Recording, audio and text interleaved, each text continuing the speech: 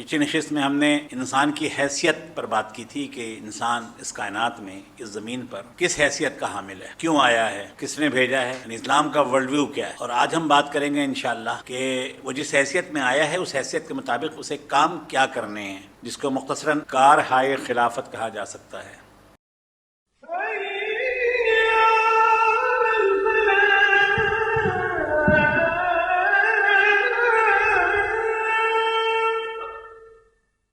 الحمدللہ رب العالمین والصلاة والسلام علی رسولہ الکریم۔ اعوذ باللہ من الشیطان الرجیم، بسم اللہ الرحمن الرحیم۔ اسلام کے تصور انسان و جہان سیریز کی آج دوسری نشست ہے۔ پچھلی نشست میں ہم نے انسان کی حیثیت پر بات کی تھی کہ انسان اس کائنات میں اس زمین پر کس حیثیت کا حامل ہے، کیوں آیا ہے، کس نے بھیجا ہے، یعنی اسلام کا ورلڈ ویو کیا ہے۔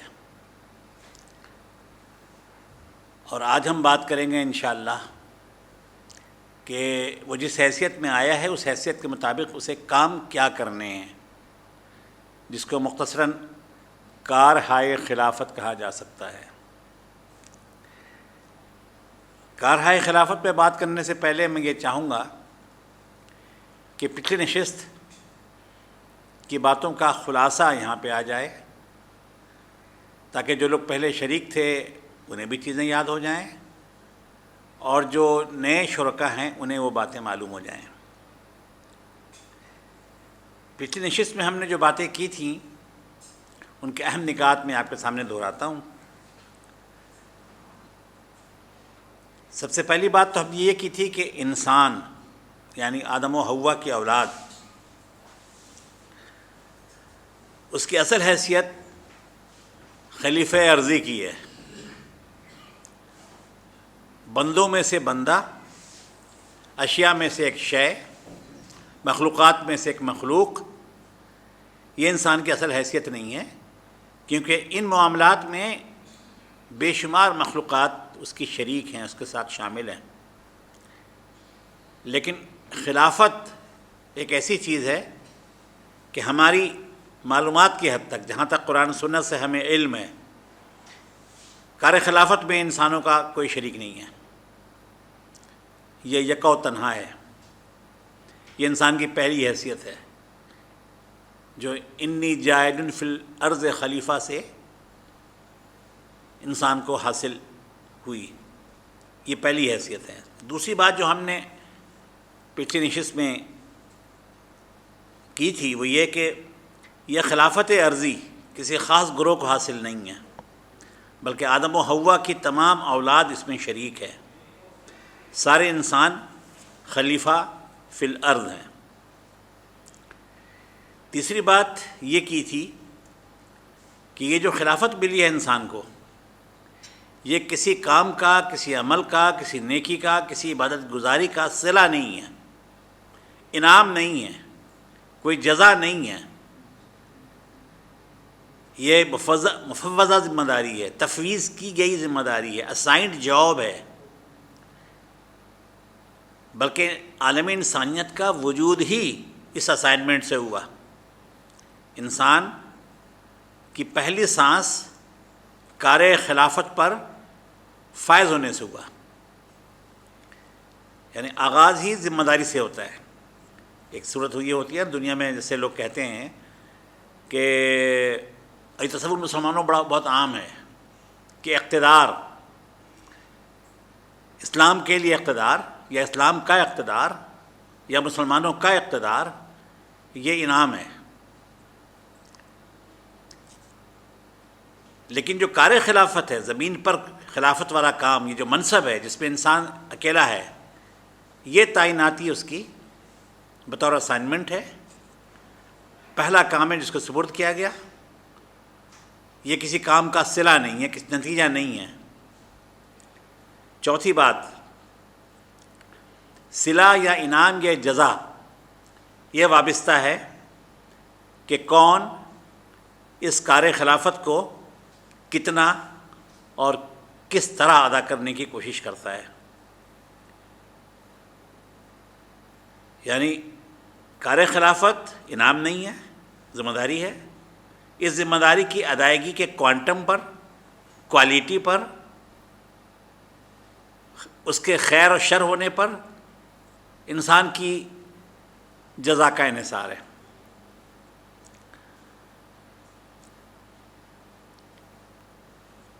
اس ذمہ داری کا تقاضا یہ تھا کہ اس ذمہ داری کے اچھے یا برے انداز میں ادا کرنے کا فیصلہ کرنے کے لیے کوئی موقع آئے، کوئی لمحہ آئے، کوئی وقت آئے، کوئی دن آئے، ہم اسے آخرت کہتے ہیں، کہ جب حساب ہوگا کس نے کتنی، کس کوالٹی کی ادائیگی کی اپنی فریضے کی۔ یہ 5واں پوائنٹ تھا۔ 6واں نقطہ یہ تھا کہ جب انسان کو مقرر کیا گیا ہے کسی ذمہ داری پر، یعنی خلافت کی ذمہ داری پر، تو اس خلیفہ کو اپنے کام کا اسکوپ معلوم ہونا چاہیے، کتنے اختیارات ہوں گے،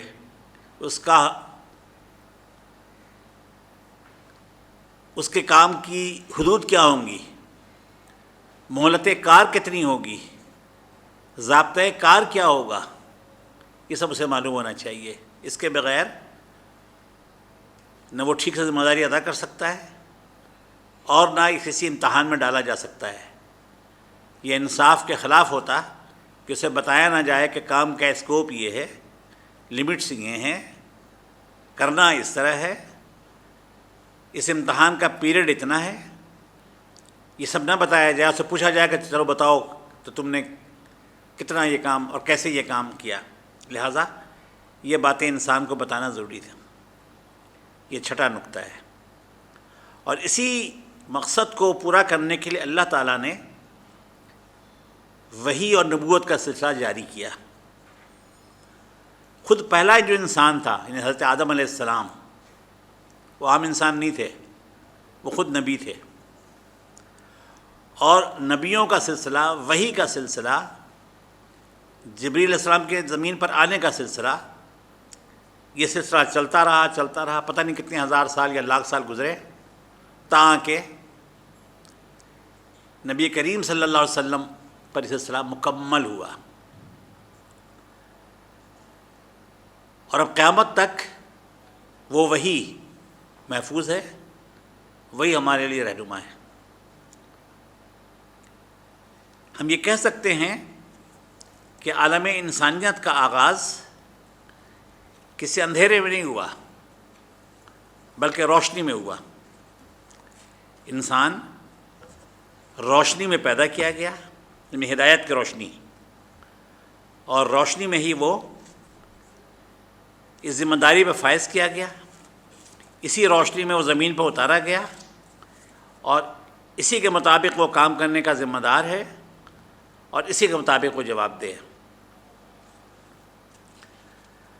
7ویں بات جو ہم نے کی تھی وہ یہ کہ خلافت ارضی سے کیا مراد ہے، جس میں سارے انسان شریک ہیں، کوئی ایک مخصوص گروہ نہیں ہے۔ خلافت ارضی سے مراد ہے زمین اور اس کے آس پاس کی کائنات پر تصرف اور تنظیم و بندوبست، یعنی بنی آدم یہاں کا منتظم ہے، منصرف ہے، مینیجر ہے، ایڈمنسٹریٹر ہے۔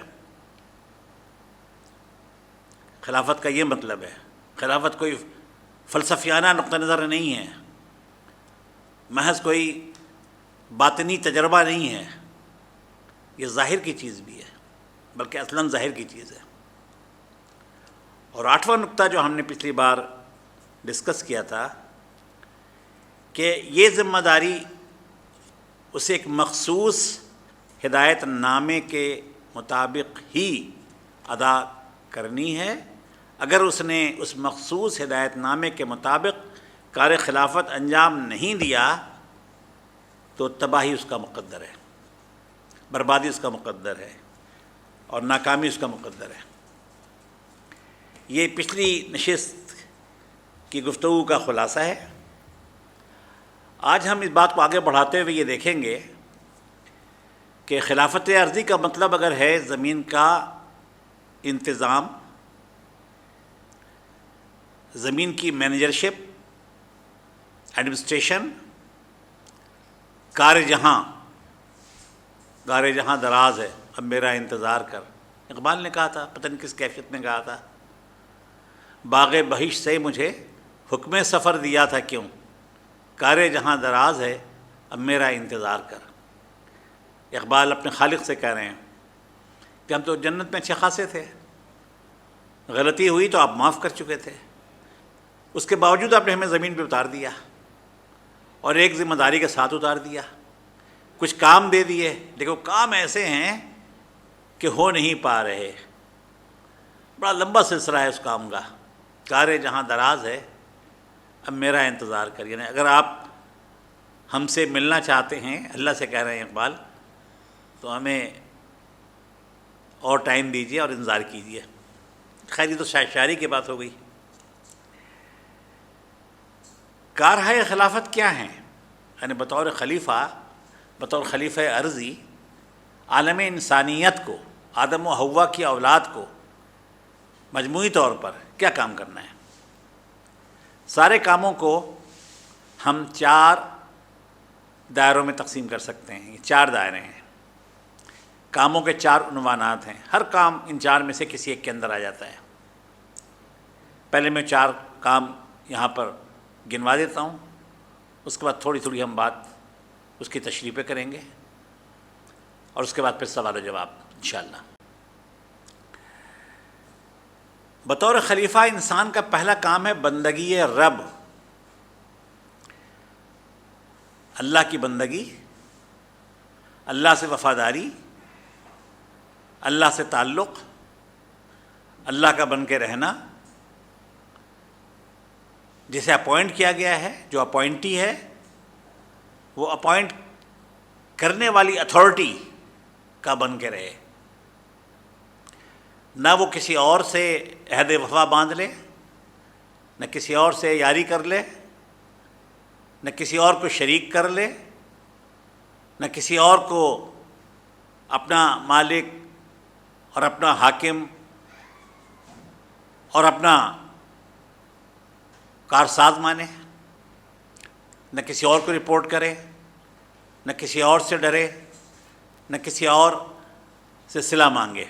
جس نے مجھے بھیجا، جس نے مجھے پیدا کیا، اس منصب پہ فائز کیا اور زمین پر بھیجا، اور جو بالآخر مجھے بلا لے گا، اور وہی بلا سکتا ہے، کوئی اور نہیں، تو اس سے وفاداری، اس سے تعلق، اس کی بندگی۔ یہ بندگی تو کائنات کی ہر شے کرتی ہے، ہر چیز کرتی ہے، چاہے اس کو جتنا بھی اختیار دیا گیا ہو، کتنا ہی کم دیا گیا ہو، اگر کوئی چیز بنی ہے زمین پر تو وہ سب اللہ کی بندگی میں مصروف ہے۔ کائنات کا کوئی گوشہ ایسا نہیں ہے جہاں اللہ کی بندگی نہ ہو رہی ہو، کیا چرند پرند درند، کیا فرشتے، کیا جن، کیا پہاڑ، ستارے، چاند، کہکشائیں، یہ سب اللہ تعالیٰ کی بندگی کر رہی ہیں، اللہ کی عبادت کر رہی ہیں۔ لیکن اللہ تعالیٰ نے ایک پردہ تانا ہوا ہے ہماری آنکھوں اور کانوں کے آگے کہ نہ ہم اس بندگی کو براہ راست دیکھ سکتے ہیں، نہ براہ راست سن سکتے ہیں۔ وہ پردہ ہٹا دیا جائے تو ہم دیکھیں گے کہ وہ پتھر بھی جو بے جان ہے وہ اللہ کی تسبیح، تحمید، تحلیل میں مصروف ہے۔ اور اگر ایسا ہو جاتا تو انسان کار خلافت انجام نہیں دے سکتا تھا۔ کار خلافت میں انسان کو یہ اختیار دیا گیا ہے، یہ آپشن رکھا گیا ہے کہ چاہے تو یہ کام نہ کرے، چاہے تو اس اسائنمنٹ کو بھول جائے، چاہے تو من مانی کرے، چاہے کسی اور کو اپنا رب مان لے اور اس کی بندگی کرنا شروع کر دے۔ تو اس کی اس آزادی کے تحفظ کے لیے اللہ تعالیٰ نے کائنات کے بہت سے حقائق اس سے پوشیدہ رکھے ہیں۔ مثلا موت کا وقت، موت کی کیفیت، موت کے بعد کی زندگی، یہ اگر انسان پہ عیاں ہو جائے اس وقت جب کہ انسان کچھ کر سکتا ہو تو پھر اس کی وہ آزادی سلب ہو جاتی ہے. وہ انسان کو مجبور کر دیا جاتا ہے کہ وہ اللہ کو مانے، اللہ کی بندگی کرے، اللہ سے وابستہ رہے. پھر دوسرا آپشن اختیار کر ہی نہیں سکتا، وہ بے اختیار مخلوق ہے فرشتوں کی طرح. تو عظیم الشان جو انعام ملنا ہے انسان کو اور عظیم الشان جو سزا ملنی ہے انسان کو، دونوں آپشنز ہیں. تو اس کے لیے ضروری ہے کہ اسے عظیم الشان اپرچونٹی ملے، موقع ملے. تو بندگی رب کی صورت میں انسان دراصل اپنا ٹریک ٹھیک رکھتا ہے، الائنمنٹ ٹھیک رکھتا ہے، صحیح پٹری پہ رہتا ہے، صحیح کنیکشن کے ساتھ زندگی گزارتا ہے. بندگی رب یہ پہلا کام ہے جو بطور خلیفہ ہر انسان کو انجام دینا ہے، ہر انسان کو. اور اس میں وہ خود اپنے اعمال کا جواب دے، کسی اور کا جواب دے نہیں ہے. یعنی کسی اور کام کے لیے تو انسان مجبور ہو سکتا ہے، کسی کو اسے مجبور کر سکتا ہے، بندگی میں مجبور نہیں کر سکتا. بندگی کا تعلق صرف اعضاء سے نہیں ہے کہ میں نے نماز پڑھی، سجدہ کیا، رکوع کیا، مجھے کسی نے روک دیا، میں مجبور ہو گیا. بندگی کا تعلق دل سے ہے، باطن سے ہے، داخلی کیفیات سے ہے، کچھ چیزوں کو ماننے سے ہے، کچھ چیزوں کو اپنے لیے لازم سمجھنے سے ہے. تو سمجھ، فہم، ماننا، ایمان، یقین، اخلاص، نیت، یہ سب عنوانات یہ کسی دوسرے کی دست برد سے باہر ہیں. اس میں کوئی جبر نہیں ہے. لا اکراہ فی الدین جو کہا گیا ہے وہ انہیں معنوں میں کہا گیا ہے کہ تم بالکل آزاد ہو. یہاں تک کہ ابلیس بھی انسان کو دل کے اندر، ذہن کے اندر کسی بات کو تسلیم کرنے پر مجبور نہیں کر سکتا. وہ ورغلاتا ہے، وہ دھوکے دیتا ہے، بہلاتا ہے، وعدے کرتا ہے. یہ ساری باتیں قرآن پاک کی مختلف آیات میں موجود ہیں. یہاں ایک بات عرض کروں کہ قرآن پاک میں کہا گیا ہے کہ جب انسانوں کا فیصلہ ہو جائے گا آخرت میں اور لوگ جہنم میں ڈال دیے جائیں گے، جہنم میں چلے جائیں گے، تو وہ جہنمی کہیں گے کہ کہاں ہے وہ دھوکے باز جس نے ہمیں اس انجام سے دوچار کیا، اسے ہمارے سامنے لائیے تاکہ اپنے پیروں سے ہم اسے مس لیں.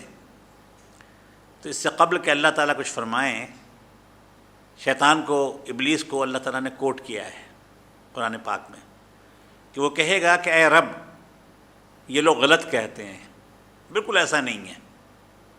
میں نے کسی کو اس کام پہ اس کام پر مجبور نہیں کیا، میرے پاس سلطان نہیں تھا، اختیار نہیں تھا. میں نے تو انہیں بس دعوت دی، بلایا، یہ اپنی مرضی سے چلے آئے. تو بھگتیں جو کچھ یہ بھگت رہے ہیں، جہاں ڈالے گئے ہیں اس کو بھگتیں گے. وہ صاف صاف پیچھے ہٹ جائے گا، کہے گا کہ میرا کوئی ان سے تعلق نہیں ہے، میں نے بلایا تھا چلے آئے. تو اس کا تعلق انسان کے باطن سے ہے، عقیدے سے ہے، نظریے سے ہے، ایمان سے ہے، نظریات سے ہے، اس کی نیت سے ہے، اس کے اخلاص سے، اس کے ارادوں سے ہے. یہ وہ دنیا ہے جس میں بڑے سے بڑا جابر، آمر، ظالم، طاقتور کسی انسان کو مجبور نہیں کر سکتا. جبھی تو انسانوں کو یہ کہا گیا ہے کہ اگر تمہیں مجبور کیا جائے، تم پر ظلم کیا جائے یا تم سے کلمہ کفر کہلوایا جائے، تم مجبور ہو جاؤ تو تم کلمہ کفر کہہ دیا کرو. بس یہ ہے شرط کہ دل میں وہ بات نہ ہو، دل اس کلمہ کفر کو کراہیت کے ساتھ کرے، کراہیت کے ساتھ وہ کام کرے. ہاں دل میں کراہیت اگر نہیں ہے اور کلمہ کفر کہے انسان تو گویا کہ اس کا ارادہ ہو گیا، اس کی نیت ہو گئی. لیکن دل میں کراہیت ہے کفر کے لیے تو کلمہ کفر میں مجبور تو کیا جا سکتا ہے کسی کو، لیکن دل کی کراہیت سے کوئی نہیں نکال سکتا. ایمان کی وہ آخری حد ہے، آخری فصیل ہے کہ اگر وہ محفوظ ہو تو پھر انسان صاحب ایمان ہوگا اور بندگی رب کا ایک حصہ وہ ادا کر رہا ہوگا. کارہائے خلافت میں جو دوسرا اہم نقطہ ہے وہ ہے زمین پر صالح انسانی تمدن کا قیام. اللہ تعالیٰ نے آدم و حوا کو ایک فیملی کے طور پر پیدا کیا، فیملی کے طور پہ جنت میں داخل کیا، فیملی کے طور پہ زمین پہ اتارا۔ بہت سی میتھولوجیز ہیں کہ جس میں بتایا جاتا ہے کہ آدم و حوا دو الگ الگ جگہوں پر اتارے گئے، اور بہت طویل عرصے کے فراق کے بعد وہ دونوں ایک دوسرے سے ملے، یعنی فراق و وصال کی پوری کہانی گھڑ لی گئی۔ بنیادی بات اس میں یہ ہے کہ جب اللہ تعالیٰ نے آدم و حوا کی اس غلطی کو معاف کر دیا جنت میں ہی، اور زمین پہ اتارنے کا سبب یہ قرار نہیں دیا کہ چونکہ غلطی کی تھی تو بطور سزا بھیج رہے ہیں، تو آدم و حوا کو الگ الگ کرنے کا کیا مقصد ہو سکتا ہے؟ بالکل بے تکی سی بات ہے، اور اللہ تعالیٰ کو بے تکا کام نہیں کرتے۔ اور پھر آدم و حوا کو میاں بیوی بنایا تھا، یہ الہی منشا ہی کے خلاف ہے کہ میاں بیوی بنایا جائے اور دونوں کو الگ الگ رکھا جائے۔ یہ کوئی فلمی داستان تو ہو سکتی ہے، فراق کی داستان، لیکن حقیقتاً ایسا نہیں ہے، جبکہ زمین پر انسانوں کی آباد کاری منشائے الہی تھی، زمین پر انسانوں کو پیدا کرنا تھا، کروڑوں اربوں اور پتہ نہیں شاید کھربوں انسان زمین پر پیدا کرنے تھے۔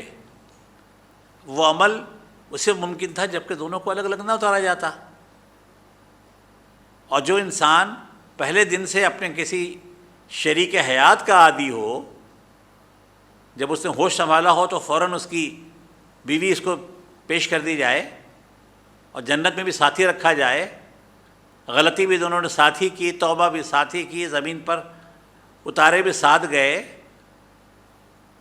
تو یہ بات سمجھ میں آتی ہے کہ ایسا ہی ہوا ہوگا۔ تو زمین پر انسانوں کی آباد کاری اور ایک صالح انسانی تمدن کا قیام، یہ خلیفہ ارضی کی دوسری ذمہ داری ہے۔ ایک صالح انسانی معاشرہ، ظاہر 2 افراد تھے پہلے، 2 سے 3 ہوئے، 4 ہوئے، 5 ہوئے، پہلی نسل، دوسری نسل، تیسری نسل، پھر افراد کے بجائے خاندان بنتے چلے گئے، جب شادیاں آپس میں ہوئیں تو خاندان بنتے چلے گئے، جب خاندان بہت سارے ہو گئے اور لوگوں نے سفر بھی کیے ہوں گے، اپنے آبائی یا پہلی جگہ سے ہجرت بھی کی ہوگی، کہیں گئے بھی ہوں گے، بس گئے ہوں گے، نسل انسانی پھیلی ہوگی، تو برادریاں بنی، برادریاں بڑی ہو گئیں تو شعوب و قبائل بنے، جب شعوب و قبائل مزید آگے بڑھے تو قومیں بنی، اور جب سب کچھ ہو رہا تھا تو پھر اللہ تعالیٰ نے جو نظام بنایا انسانوں کا، اس کے تحت سربراہ خاندان، سربراہ برادری، اس کے بعد سردار، قبیلے کا سردار، پھر حکومتیں ریاستیں بنی، بادشاہتیں بنی، شہنشاہیتیں بنی، اور جدید دور میں پھر سب بدلتے بدلتے پھر ریاستیں اور حکومتیں بن گئیں۔ یہ ارتقاء ہے، پورا ارتقائی عمل ہے، انسانوں کے تعامل سے ہو سکا، انٹریکشن سے، اور اسی انٹریکشن سے پھر زمین پر انسانی تمدن کا قیام عمل میں آیا، اور انسان محض کچھ ایلیمنٹس کا مجموعہ نہیں ہے، بہت سارے پرزے ہیں، بہت ساری اینٹیں ہیں، نہیں، بہت ساری اینٹیں نہیں ہیں، بلکہ بہت سارے رشتے ہیں۔ اینٹوں کے درمیان کوئی رشتہ نہیں ہوتا، کوئی اینٹ دوسری اینٹ کی نہ بیوی ہوتی ہے، نہ شوہر، نہ بھائی، نہ بہن، نہ رشتہ دار، کوئی پرزہ ایک دوسرے کا رشتہ دار نہیں ہوتا، لیکن ایک انسان دوسرے کا کچھ نہ کچھ ہوتا ہے، رشتے بنے، خاندان بنے، اور جو انسانی سماج بنا، اس سماج کا جو بلڈنگ بلاک ہے وہ خاندان ہے۔ افراد کا مجموعہ خاندان نہیں ہے، افراد کا مجموعہ معاشرہ نہیں ہے، خاندان کا مجموعہ معاشرہ ہے۔ اسی لیے انسانیت کا آغاز خاندان سے ہوا، اور انسانوں کی تمام تر گمراہی کے باوجود خاندان کا انسٹیٹیوشن آج بھی قائم ہے، خود ان ملکوں میں قائم ہے جہاں اسے ختم کرنے کے لیے ایلی چوٹی کا زور لگا دیا گیا ہے، خاندان کا انسٹیٹیوشن کمزور ضرور ہوا ہے لیکن ختم وہاں بھی نہیں ہوا ہے. معلوم نہیں قیامت تک یہ انسٹیٹیوشن ختم ہو پائے گا کہ نہیں. ذاتی طور پر مجھے لگتا ہے کہ یہ انسٹیٹیوشن کبھی ختم نہیں ہوگا, کسی نہ کسی شکل میں یہ قائم رہے گا. یہ منشائے الہی ہے, انسان کا پہلا ادارہ ہے, فطری ادارہ, جو انسان نے خود نہیں قائم کیا. یہ رشتہ انسان نے نہیں قائم کیا, اللہ تعالیٰ نے میاں بیوی بنا دیا. اس وقت نہ کوئی قاضی تھا, نہ کوئی گواہ تھا, نہ کوئی بارات تھی. دو انسان تھے, دونوں میاں بیوی تھے اللہ کے فیصلے کے تحت. تو زمین پر صالح انسانی تمدن کا قیام, ایسا انسانی تمدن جو انسان کو بندگی رب میں مدد دے, اس کے کارہ خلافت میں اس کی مدد کرے, زمین کو فساد سے نہ بھرنے دے, زمین کو صالحیت کا مرکز بنائے.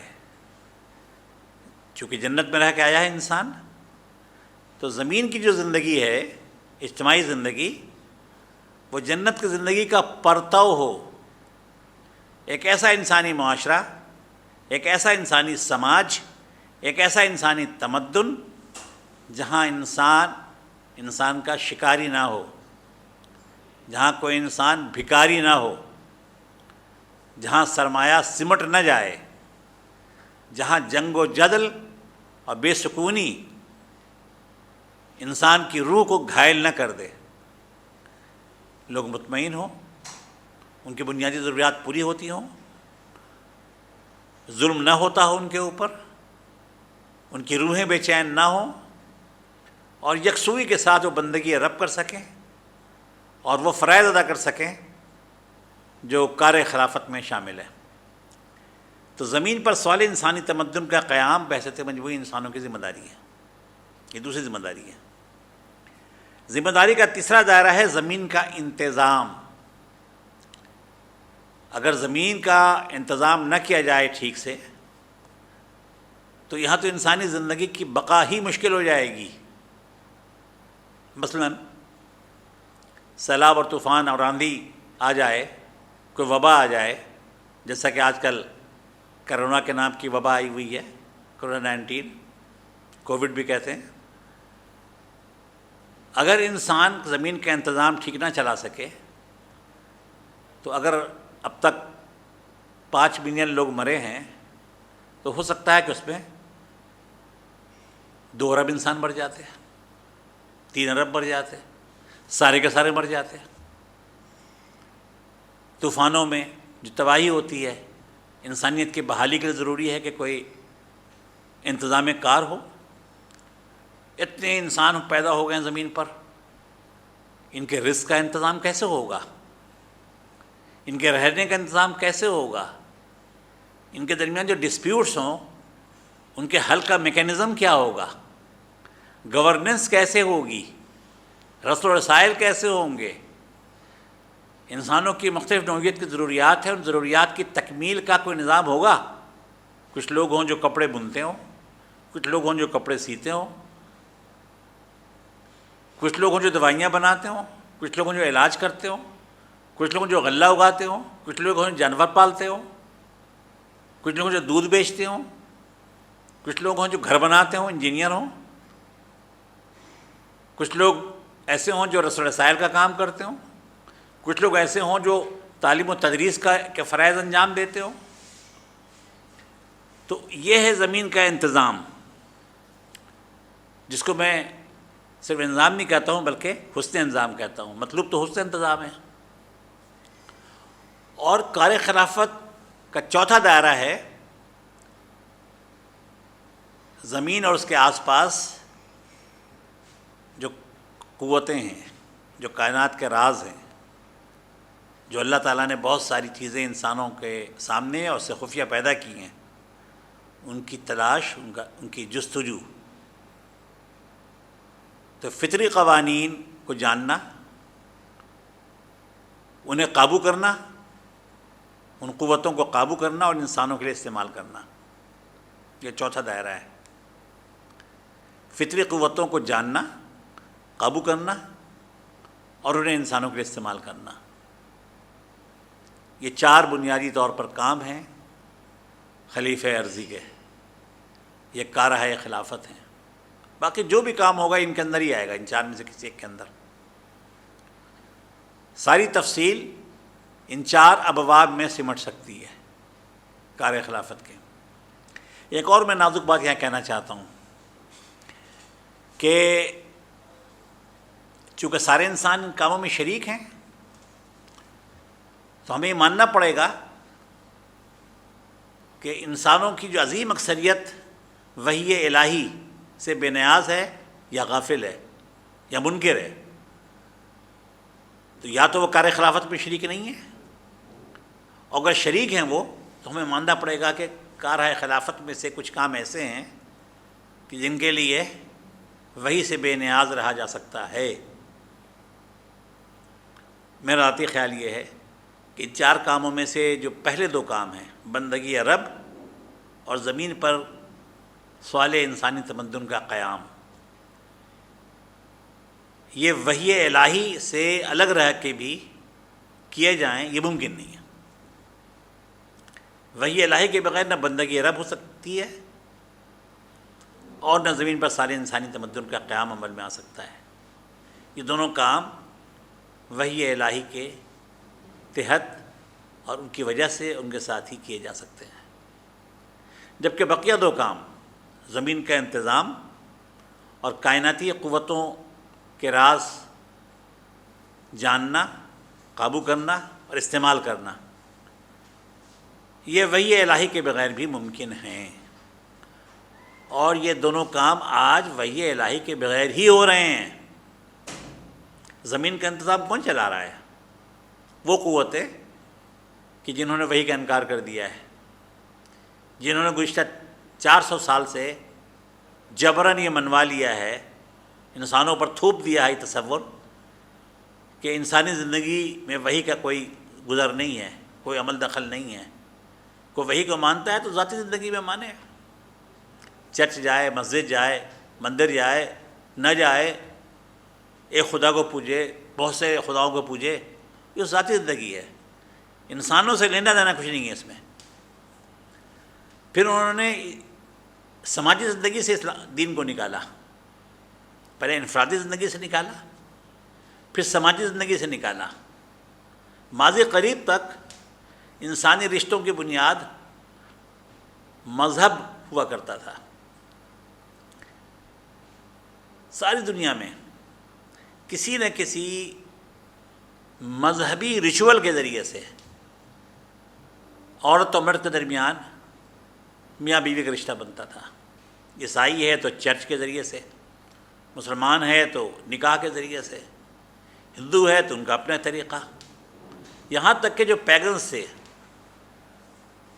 فطرت پسند، وہ بھی شادی کے لیے کوئی نہ کوئی ریچول اختیار کرتے تھے.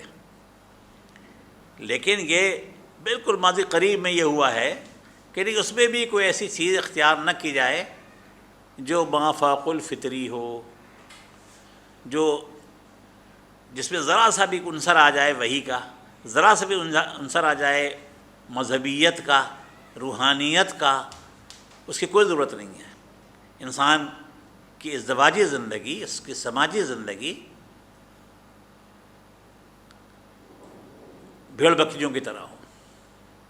بھیڑ بکریوں کے درمیان، گدھوں، گھوڑوں، کتوں، سوروں کے درمیان مناکحت تو نہیں ہوتی ہے، رشتہ تو نہیں بنتا ہے، ان کے درمیان کوئی شادی تو نہیں ہوتی ہے. تو ہم بھی تو جانور ہیں، ہمیں کیا ضرورت ہے؟ جو جیسے چاہے مل کر رہے. اور ایک اور بات عرض کروں، اب تو صرف دو افراد کی ازدواجی زندگی نہیں ہے، اب دو سے زیادہ لوگ بیک وقت ازدواجی زندگی میں بندھ رہے ہیں. یعنی مسلمانوں کے اس تصور کو مردود قرار دے دیا گیا کہ ایک شخص 2 بیویاں رکھے یا 3 بیویاں رکھے یا میکسیمم 4 رکھے. یہ تو مردود ہو گیا تصور. لیکن بیک وقت 2-3 عورتیں، 2-3 مرد یا مکس یہ ازدواجی زندگی گزاریں ایک ہی گھر میں، یہ سلسلہ شروع ہو چکا ہے. یہ پسندیدہ ہے، یہ خاص بات نہ فطرت کے خلاف ہے، نہ عقل کے خلاف ہے، نہ منطق کے خلاف ہے۔ لیکن اسلام اگر بہت ساری ذمہ داریوں کے ساتھ مرد کو پابند کرتا ہے کہ ایک سے زیادہ بیویوں کو سنبھالو اور ان کی ذمہ داریاں ادا کرو، تو یہ تصور آج مردود قرار دے دیا ہے۔ اس لیے کہ میں نے پہلے بھی عرض کیا تھا کہ ابلیس کار خلافت کا، منصب خلافت کا خود دعویدار تھا، خواہشمند تھا، اور جو محروم ہو گیا تو جسے منصب دیا گیا اس سے جلن، حسد، بغض، اس کی دشمنی اس کے رگ و پے میں دوڑ گئی۔ اب اس کا مقصد ہے حیات، اور حیات بڑی لمبی ہے۔ قرآن کی گواہی ہے کہ ابلیس نے خود لمبی زندگی مانگی اللہ تعالیٰ سے۔ جو کانٹریکٹ طے ہوا اللہ اور ابلیس کے درمیان، اس میں اس نے یہ شرط رکھی کہ آپ قیامت تک مجھے مہلت دیجیے، میں ثابت کروں گا کہ آپ کا یہ جو خلیفہ ہے، یہ جو آدم اس کے اولاد ہے، یہ آپ کی نہیں ہے، آپ کے وفادار نہیں ہے، ناشکری ہے۔ میں بتاؤں گا آپ کو کہ یہ اس منصب کے اہل ہی نہیں ہے۔ کسی بھی جگہ بھی اللہ تعالیٰ نے یہ نہیں کہا کہ نہیں ایسا نہیں ہوگا، یا ناشکرے نہیں ہوں گے، یا یہ مجھے بھولیں گے نہیں، یہ کہیں نہیں کہا۔ صرف یہ کہا کہ جو مخلصین ہوں گے وہ تیری باتوں میں نہیں آئیں گے، اور ایک شرط لگائی صرف کہ تجھے سلطان نہیں حاصل ہوگا بندوں پر، آدم و حوا ان کی اولاد پر سلطان نہیں حاصل ہوگا۔ سلطان کا مطلب کیا ہے؟ قوت، اختیار، ایسا اختیار کہ جو انسان کو مجبور کر دے۔ یہ اختیار اللہ تعالیٰ نے ابلیس کو نہیں دیا ہے۔ اسی لیے جو میں نے قرآن کا ایک مکالمہ کوٹ کیا آپ سے کہ جنت و جہنم کا جب فیصلہ ہو جائے گا اور اہل جنت مطالبہ کریں گے اللہ تعالیٰ سے، یہ درخواست کریں گے کہ شیطان کو سامنے لایا جائے، ابلیس کو لایا جائے تاکہ ہم اپنے پیروں سے روندیں، تو کیا دلیل دے گا کہ ہم نے تو دعوت دی تھی آپ کو، کوئی سلطان تو نہیں حاصل تھا ہمیں آپ کے اوپر۔ تو اقتدار و اختیار انسان کے اوپر ابلیس کو نہیں حاصل ہے، شیطان کو نہیں حاصل ہے، وہ صرف ورگلانے کا ہے، آگے سے، پیچھے سے، دائیں سے، بائیں سے۔ اس نے کہا تھا کہ میں حملہ آور ہوں گا، اس سے اپنا حصہ وصول کروں گا، اس سے فطرت تبدیل کروا دوں گا، یعنی فطرت کی بعض چیزوں کو اسی انسان کے ذریعے سے میں تبدیل کروا دوں گا۔ آج بے شمار کام خلاف فطرت ہو رہے ہیں، شیطان کی پیروی میں، شیطان کی اکساہٹ میں۔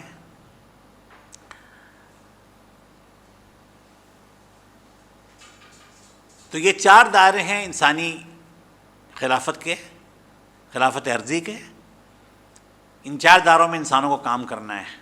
جیسا کہ میں نے عرض کیا کہ پہلے دو دائرے ایسے ہیں کام کے جو وحی الہی کے پابند ہیں، لیکن باقی دو کام ایسے ہیں جو انسان وحی الہی سے آزاد رہ کر کر سکتا ہے، لیکن اگر وہ وحی الہی سے آزاد ہو کر یہ کام کرے گا، مثلا یہ کہ نظام چلانا زمین کا، یا کائناتی قوتوں کا راز معلوم کرنا، قابو کرنا، استعمال کرنا، تو اس میں خیر کے ساتھ شر بھی فروغ پائے گا، بلکہ شر زیادہ فروغ پائے گا۔ ایٹم تو موجود تھا، ایٹمی قوت موجود تھی اس کائنات میں، انسان نے راز معلوم کیا، قابو کیا، استعمال کیا، اس سے اچھے کام بھی ہو رہے ہیں۔ بہت سے امراض کا علاج نیوکلیئر سائنس سے ہو رہا ہے، لیکن جب نیوکلیئر سائنس یا نیوکلیئر کیپیبلٹی کا ذکر آتا ہے تو انسان کے ذہن میں کیا آتا ہے؟ ہیروشیما، ناگاساکی، بس یہ دو واقعات ہی ہے نا۔ لیکن آج انسانوں کے پاس ہیروشیما اور ناگاساکی کے تباہ کن بموں کے مقابلے میں ہزاروں گنا زیادہ طاقت موجود ہے انسانوں کو تباہ کرنے کے لیے۔ کہا جاتا ہے کہ سارے بم اگر استعمال ہو جائیں تو یہ زمین 15 دفعہ، کم از کم 15 دفعہ تباہ کی جا سکتی ہے ان کے استعمال سے۔ اسی طرح سے بے شمار اور چیزیں ایجاد ہو رہی ہیں، یہ ایجاد ہونی تھی۔ اور میں نے پچھلی گفتگو میں کہا تھا کہ جب انسان کو اللہ تعالیٰ نے خلیفہ بنایا، جب سجدہ کروایا، تو اس موقع پہ ایک اور کام کیا تھا کہ ڈسپلے کروا کر کے پوچھا تھا فرشتوں سے یہ سب کیا ہے، اور فرشتے ہکا بکا تھے کہ پتہ نہیں کیا کیا چیزیں ہیں وہ. تو میری انٹرپریٹیشن یہ ہے کہ وہ انسانوں کے ذریعے سے قیامت تک تخلیق پانے والی چیزیں تھیں جن کا ڈسپلے ہوا تھا، شوکیس میں سجایا گیا تھا کہ یہ سب انسان اپنی عقل کو استعمال کر کے اور اپنے اس اختیار کو استعمال کر کے کہ میں خود دے رہا ہوں اسے، ان سب چیزوں کو ایجاد کرے گا، یہ چیزیں بنائے گا. یہ آج کے جدید گیجٹس جو ہیں، کمیونیکیشن کے آلات ہیں، آمد و رفت کے جو طریقے ہیں، یہ سب انسانوں نے بنائے ہیں. کائناتی قوتوں کا راز معلوم کر کے انہیں قابو کر کے استعمال کیا ہے. لیکن سب چیزوں سے جو انسان استفادہ کر رہا ہے تو اس میں کچھ چیزیں تو خیر والی ہیں، لیکن بہت بڑا حصہ ہے وہ جو شر والا ہے، اس لیے کہ اسے وحی الہی سے روگردانی کر کے کرنا ہے سب کچھ. جب وحی الہی کو بھلا کر یا انکار کر کے یا اس سے غافل رہ کر یہ کام کرنے ہیں تو پھر خیر کے ساتھ شر تو شامل ہوگا. اور چونکہ ابلیس کے ہاتھوں میں انسانوں نے اپنی لگام دے دی اجتماعی طور پر، تو وہ تو ہر وہ کام کروائے گا انسان سے جو اس کے منصب خلافت، اس کے اعزاز خلافت کی نفی کرے، اور جس سے یہ نظر آئے کہ یہ تو بہت ہی غیر ذمہ دار مخلوق تھی جو زمین پر خلیفہ بنائی گئی. ابلیس کا یہ مشن ہے. تو ہم جو آدم و حوا کی اولاد ہیں، جو اولین خلیفہ بنائے گئے، خلیفہ ارضی، ہم انہیں کا تسلسل ہیں. تو ہمارے چیلنج یہی ہے کہ ہم یہ ثابت کریں کہ انسانوں کا تقرر بحیثیت خلیفہ ارضی درست تھا، ہم اہل ہیں اس کے. اور جس گھر میں ہمیں اللہ تعالیٰ نے کچھ عرصے رکھا، کچھ عرصہ کتنا لمبا ہے ابھی نہیں پتہ، جنت میں، وہی ہمارا اصل گھر ہے، وہ آبائی وطن ہے. آبائی وطن نہ پاکستان ہے، نہ ہندوستان ہے، نہ انگلستان ہے، نہ افریقہ ہے، نہ یورپ ہے، نہ امریکہ ہے.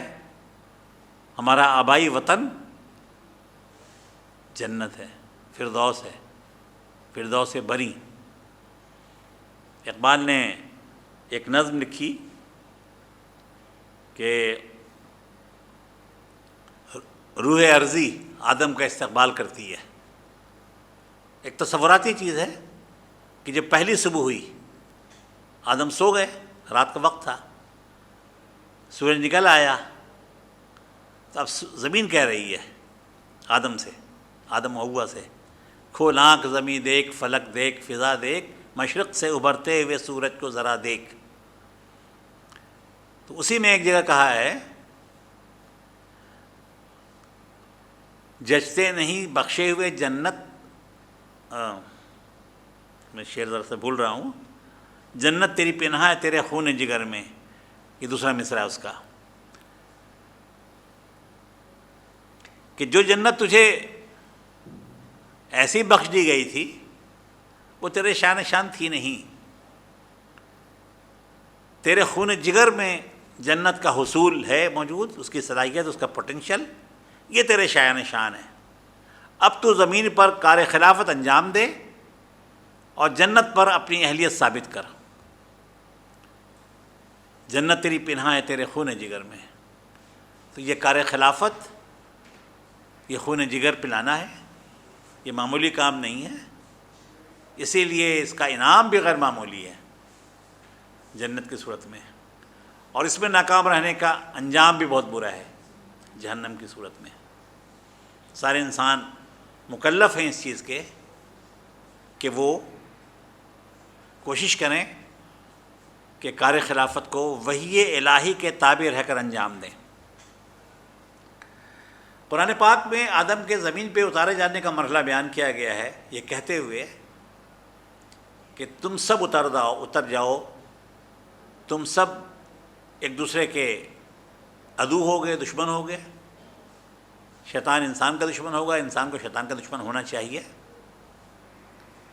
خود انسان آپس میں بھی دشمن ہوگا، یہ بھی نقطہ اس کے اندر ہے.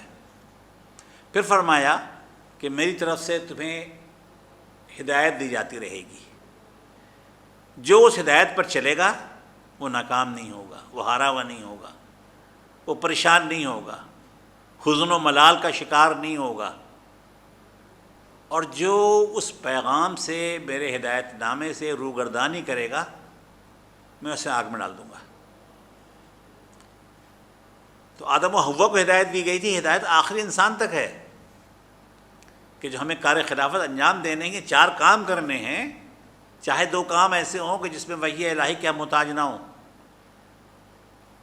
لیکن اس نار جہنم سے بچنے کے لیے اور انعام پانے کے لیے، دنیا میں حزن و ملال کی زندگی سے بچ کر زندگی گزارنے کے لیے، اور آخرت میں جنت جیسا انعام پانے کے لیے ضروری ہے کہ ہم معلوم کریں کہ اس کار خلافت کی انجام دہی کا مینول کیا ہے،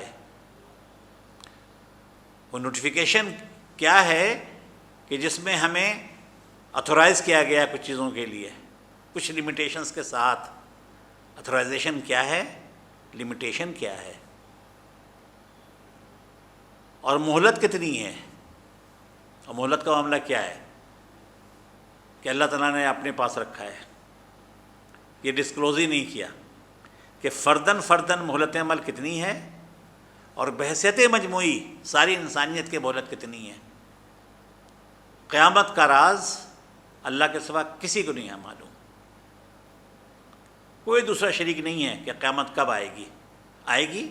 ہمیں کہا کہ بس یہ مانو تم کہ قیامت آئے گی، جس میں ساری کائنات برباد کر دی جائے گی، ختم کر دی جائے گی، اور ایک نئے سرے سے نئے قواعد کے ساتھ، نئے ضابطے کے ساتھ ایک نئی کائنات بنے گی، نئی دنیا بنے گی، چاہے یہی زمین بنے، چاہے یہی سورج بنے، چاہے یہی ستارے بنے، ہمیں نہیں پتہ کیا بنیں گے، یہ بھی بن سکتے ہیں، لیکن اس کے جو فزیکل لاز ہوں گے وہ آج کی فزیکل لاز سے مختلف ہوں گے۔ جبھی تو یہ ہوگا نا کہ انسانوں کو مختلف ستارے سیارے الاٹ ہو جائیں گے کہ یہ آپ کا، یہ آپ کا، یہ آپ کا، جو کھربوں انسانوں میں تقسیم ہوں گے تو کتنی بڑی کائنات چاہیے، اور ابھی تک انسان کائنات کی وسعت نہیں معلوم کر سکا ہے، اس کی حیرانگی میں مسلسل اضافہ ہو رہا ہے، کائنات وسیع ہوتی جا رہی ہے، سائنس کہتی ہے کائنات وسیع ہوتی جا رہی ہے، غالباً اس لیے کہ نئے انسان زمین پر اترتے جا رہے ہیں، ان میں بھی تو جنت بانٹنی ہے، یہ کوئی ہمارے کے ڈی اے یا ایل ڈی اے یا اسلام آباد والے پلاٹ تو نہیں ہے کہ تعداد ختم ہو گئی اب نئے انسانوں کو کہاں سے لاٹ کریں۔ تو اللہ تعالیٰ اس کائنات کو وسیع کرتے جا رہے ہیں، نئے انسان بھیج رہا ہے تو کائنات کو وسیع کر رہا ہے، وہ یہیں کہیں جنت بنائے گا، وہ یہیں کہیں وہ ہمیں آباد کرے گا، آخر جہنم بھی کہیں اسی کائنات میں ہوگی نا، کہیں باہر تو نہیں ہوگی۔ کار خلافت کے انجام دہی کے لیے مینول کی ضرورت تھی، رہنمائی کی ضرورت تھی۔ ہم اس پر ذرا بات کر لیتے ہیں کہ یہ کیا چیزیں ہیں جو رہنمائی دینے والی ہیں۔ 3 چیزیں یاد رکھیے کہ اللہ تعالیٰ نے انسانوں کو سلامتی کے راستے پہ چلنے کے لیے 3 چیزیں دی ہیں، مفت دی ہیں، کثرت سے دی ہیں، آسانی سے دی ہیں، ایکسیسیبل ہیں ہر ایک کے لیے، چونکہ ہر آدمی خلیفہ ارضی ہے۔ وہ 3 چیزیں کیا ہیں؟ 2 تو ہم سب جانتے ہیں، بیان بھی کرتے رہتے ہیں، تیسری کی طرف دھیان ہی نہیں دیتے۔ زمین پر کار خلافت انجام دینے کے لیے، بندگی رب کے لیے، صالح انسانی تمدن کے قیام کے لیے، زمین کا انتظام کار چلانے کے لیے، کائناتی قوتوں کے راز معلوم کرنے، قابو کرنے اور استعمال کرنے کے لیے 3 بنیادی چیزیں ہیں۔ آپ ان 3 چیزوں کو ٹارچ سمجھ لیجیے، ٹارچ۔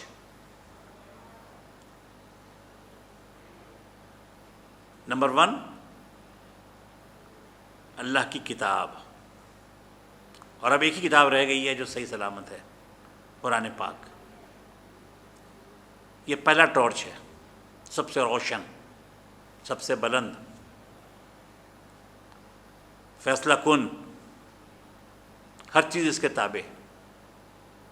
دوسرا ٹارچ انبیاء کے طریقے، انبیاء کے طریقوں میں سے آخری نبی صلی اللہ علیہ وسلم کے طریقے ہی مستند طور پر محفوظ رہ گئے ہیں، چونکہ اللہ تعالیٰ نے اب نبی نہیں اتارنے تھے تو یہ اہتمام کیا کہ آخری کتاب بھی محفوظ رہے اور آخر نبی صلی اللہ علیہ وسلم کی سنت سیرت بھی محفوظ رہے، اور قیامت تک انسانوں کی رہنمائی کے لیے سیرت و سنت میں جو چیزیں محفوظ رکھنا ضروری تھی اس سب محفوظ کر دی گئیں، اور جو چیزیں اللہ تعالیٰ نے چاہا کہ اس میں انسانوں کو وسعت دے دی جائے تو وہ چیزیں ان میں سے بہت سی بھلا دی گئیں، محفوظ نہیں ہو سکیں۔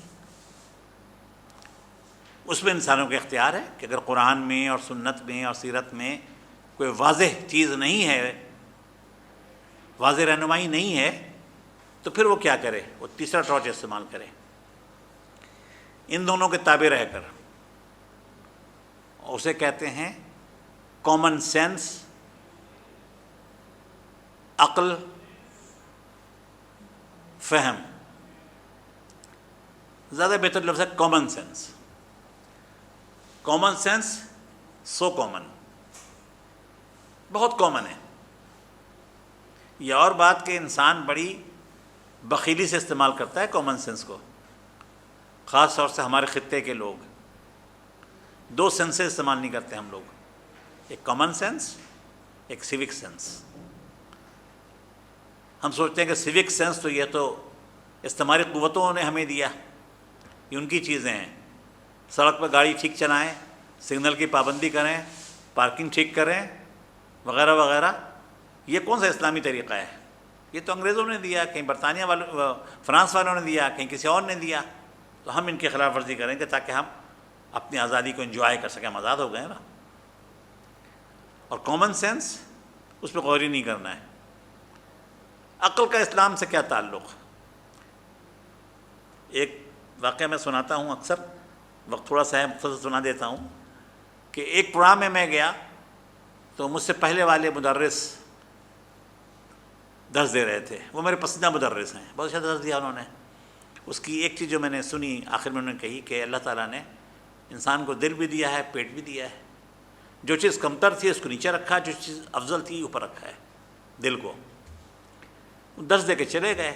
جب مجھے بلایا انہوں نے بات کرنے کے لیے تو میں نے کہا کہ ایک تیسری چیز اور بھی تو ہے نا، پیٹ کے اوپر دل، دل کے اوپر دماغ، کھوپڑی کے اندر، تو اگر یہی ترتیب ہے تو پھر تو اوپر ہوئی نا۔ پھر وہ کیا چیز ہے؟